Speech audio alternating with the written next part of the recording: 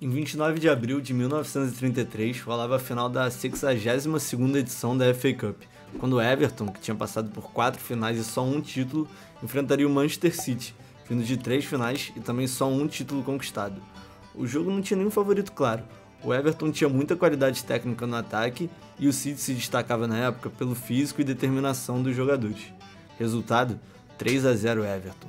Mas não foi isso que marcou a final do ano de 33. Até esse jogo, não existia numeração nas camisas como a gente conhece, e essa foi a primeira partida oficial da história do futebol que os jogadores usaram números, até então só para identificação, sendo de 1 a 11 para o Everton e 12 a 22 para o City.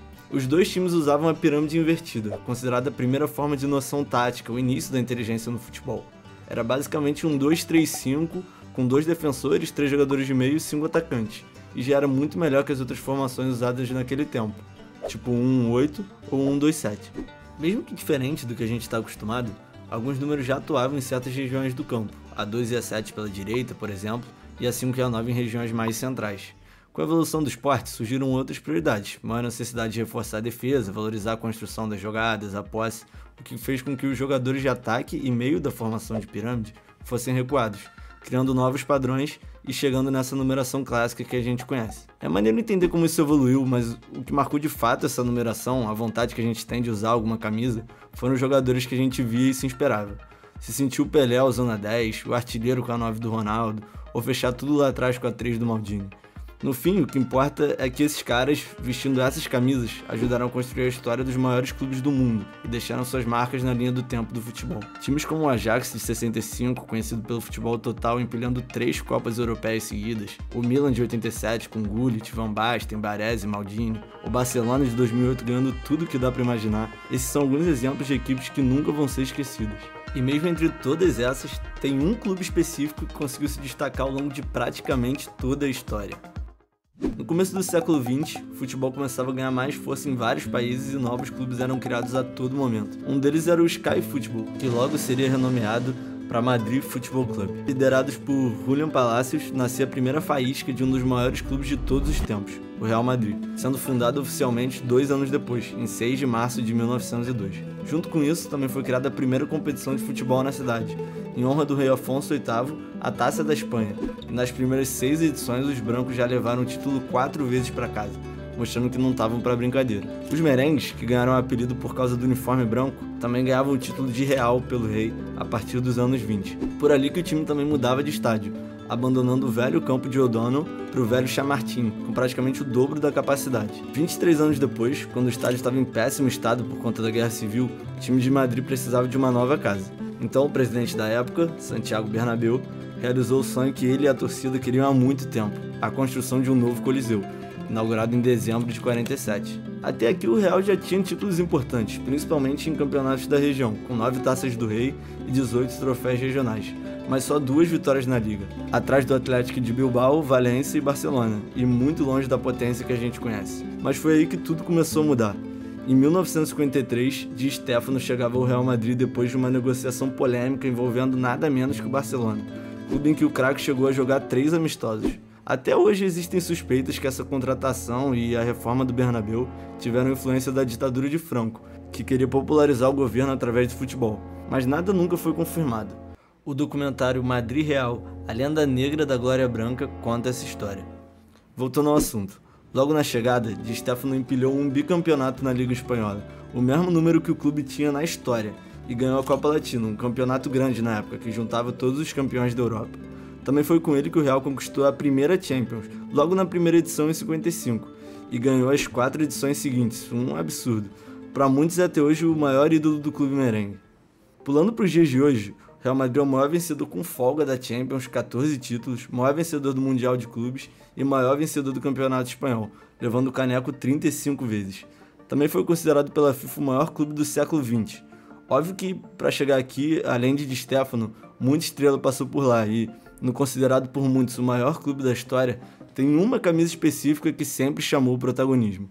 O primeiro craque que ficou na história pela camisa 7 do Real foi Kopa. Raymond Kopa, francês, filho de imigrantes poloneses, chegava no clube no ano de 56, depois de perder a final para o próprio Real Madrid.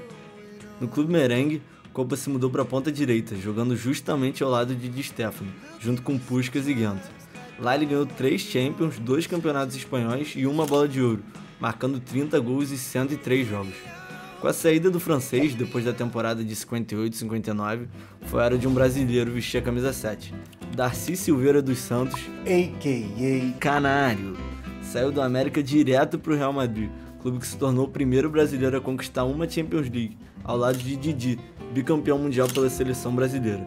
Apesar de não ter feito muito sucesso com a amarelinha por disputar a vaga com Garrincha, no clube espanhol, Canário ganhou 2 Champions, 1 Mundial e 2 campeonatos espanhóis, marcando 7 gols em 34 jogos durante as rápidas 2 temporadas que jogou no clube.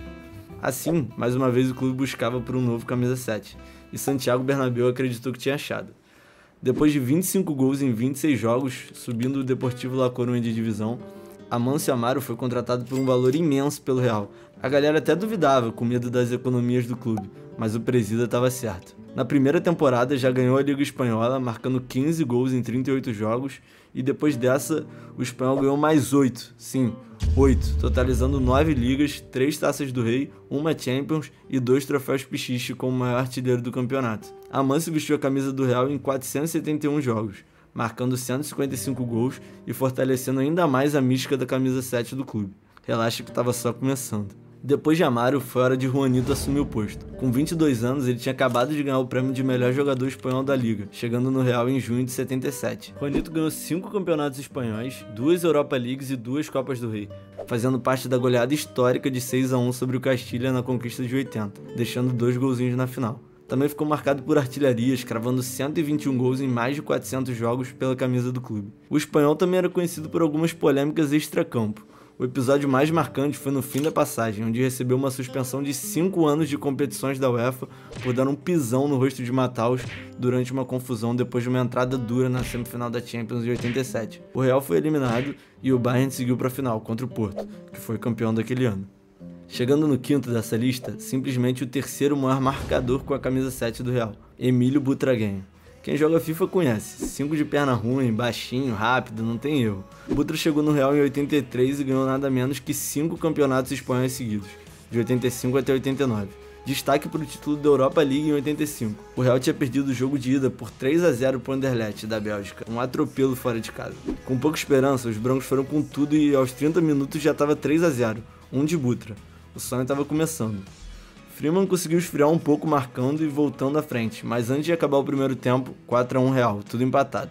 Agora não precisou de muito, o camisa 7 guardou mais 2 logo no começo do segundo tempo, consagrando a classificação. No total ele marcou 171 gols em 471 jogos, ganhando 2 Copas do Rei, 1 troféu Pichichi e 2 Europa Leagues. Ele ainda ganha mais um campeonato espanhol, mas já participando pouco e começando a perder espaço para a estrela que estava surgindo. Aquele que se tornaria o jogador com mais partidas e o terceiro maior artilheiro do clube, tinha apenas 15 anos quando chegou na base dos merengues. Se destacando no time B, Raul logo subiu ao time principal, estreando com 17 anos e, até então o mais novo da história do clube, já chegou cravando no segundo jogo contra o Atlético de Madrid, sendo campeão no fim da temporada. Poucos anos depois, se mostrava cada vez mais importante. Na Champions dos anos 2000, Raul quebrava o recorde de gols em uma edição, 7 na fase de grupos, 2 nas quartas contra o United fora de casa e 1 na final, contra o Valência, fechando a goleada de 3-0. Para ter uma dimensão, antes do próximo dessa lista, Raul era o maior artilheiro da Champions e maior artilheiro do clube, tendo conquistado 3 Champions Leagues, 6 La Ligas e 4 Supercopas da Espanha, nunca tendo recebido um cartão vermelho na carreira. No total, foram 741 partidas e 323 gols marcados pelo camisa 7. Raul também assumiu a braçadeira de capitão em 2003 até sua última partida em 2010, onde passou a camisa para o futuro maior artilheiro do clube, Cristiano Ronaldo. Para alguns o maior que já vestiu a camisa. Depois de ganhar tudo no Manchester United, Premier League, Supercopa da Inglaterra, Champions marcando na final, Mundial, Bola de Ouro, melhor jogador do mundo, Puskás, enfim. Isso com 24 anos, chegou como um novo 9 do Real Madrid por meio da contratação mais cara da história na época. O português já chegou marcando 2 gols na Champions e nas 4 primeiras partidas de La Liga, quebrando o primeiro de muitos recordes. Com a saída de Raul, o homem assumiu a já lendária 7. Daria pra fazer um documentário só desse cara, mas, resumindo, 451 gols em 438 jogos com a camisa do Real, 4 Champions, 3 Mundiais, 2 La Ligas, 2 Taças do Rei e mais outros títulos. O cara é o maior artilheiro do clube, o maior artilheiro da Champions, o maior artilheiro de seleções, enfim, o robótico. O melhor. O que ele fez na Champions de 2017 foi brincadeira. 10 gols das quartas pra frente, 2 hat-tricks, ainda deixou 2 na final em cima da Juve, clube que ele chegaria no final do ano seguinte. Mas antes disso ainda deu pra fazer isso aí na Champions de 2018. Piada. Agora com a saída do CR7, quem ia vestir a mística camisa do clube? Alguns até tentaram, mas ninguém parecia estar à altura do desafio. Até agora. Depois de muitas críticas da torcida, dos próprios companheiros, de muitos erros, acertos e evolução ano após ano, o talento que sempre teve ali não é mais questionado. No dia 12 de junho de 2023, Vinícius Júnior abandona a 20 e assume a lendária camisa 7 do Real Madrid. Um pouco mais tímido nas 2 primeiras temporadas, marcando 9 gols e 15 assistências em quase 70 jogos, o craque brasileiro continuou trabalhando e mudou muito em muito pouco tempo. Craque dentro e fora de campo, hoje, com 23 anos, Vini assumiu o protagonismo no clube, se tornando cada vez mais constante e importante. Foram 86 participações em gols nos 106 jogos das últimas 2 temporadas.